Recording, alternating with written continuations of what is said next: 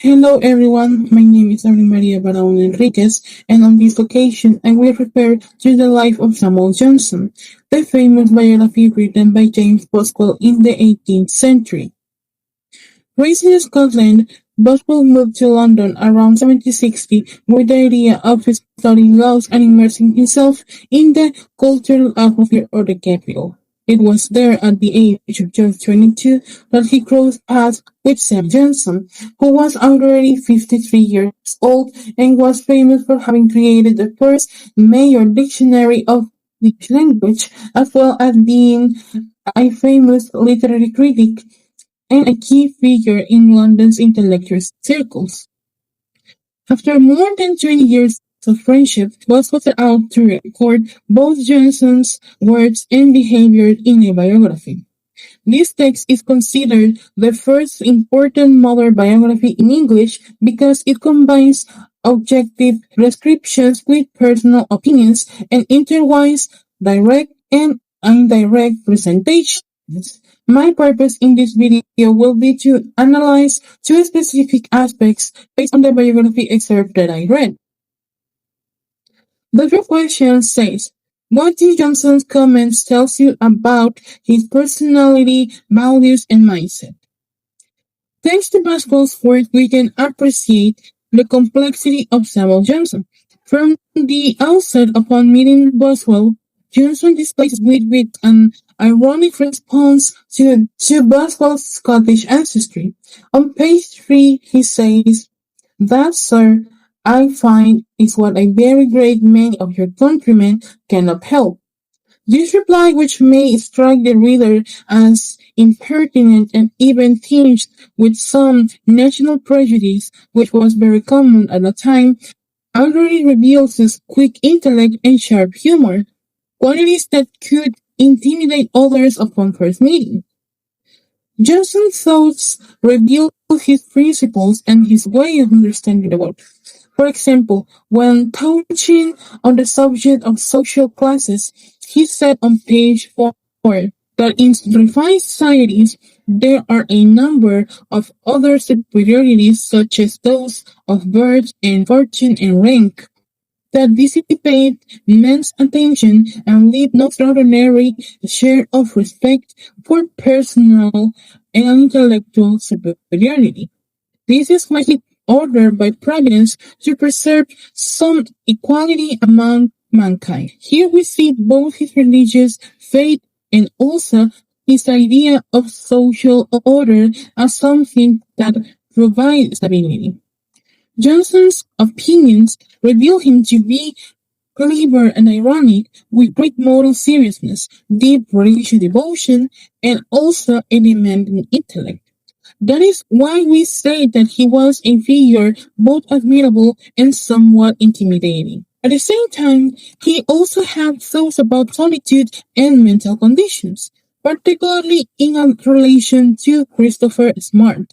As he said of Smart on page 5, madness frequently discovers itself married by unnecessary deviation from the usual modes of the world. My poor friend Smart showed the disturbance of his mind by falling upon his knees and saying his prayers in the street or in any other unusual place. Now, although rationally speaking, it is greater madness not to pray at all than to pray as Smart did. I am afraid there are so many who do not pray that their understanding is not called in question. This shows Johnson's religious belief again, and also his combination of empathy and reason, affirming the need of religion while declining to dismiss it. He argues that it is greater madness not to pray at all than to pray unconventionally. Johnson could be harsh or seem unkind, but he could be generous and humorous as well, all traits that reflect a brilliant continuous balance between realism and ideals. His contemplative and philosophical approach helped him transform everyday thought into meditations on freedom, human nature, or the place of intelligence in society. In spite of his genius, he was very self-critical and also knew his own constraint. The second question says, Boswell inserts his own thoughts and feelings throughout the biography. Based on them, what would you say Boswell was like? Through the thoughts and feelings Boswell inserts into the biography, he reveals himself to be a deeply reflective, sensitive, and admiring person. His constant self-observation and willingness to show his insecurities demonstrate his modesty. For example, when he was nervous for meeting Johnson for the first time and when he was afraid of being rejected by him, which leads him to even try to hide his Scottish ancestry. As he mentions on page 3, I was much agitated and recall that in his prejudice against the Scotch, of which I had heard much, I said to Davis, don't tell where I come from. This shows Boswell's humility and self-awareness, but also his determination to gain Johnson's friendship. Although he presents himself as someone naive or even clumsy, it is completely intentional, and this narrative strategy is designed to further highlight Johnson's brilliance.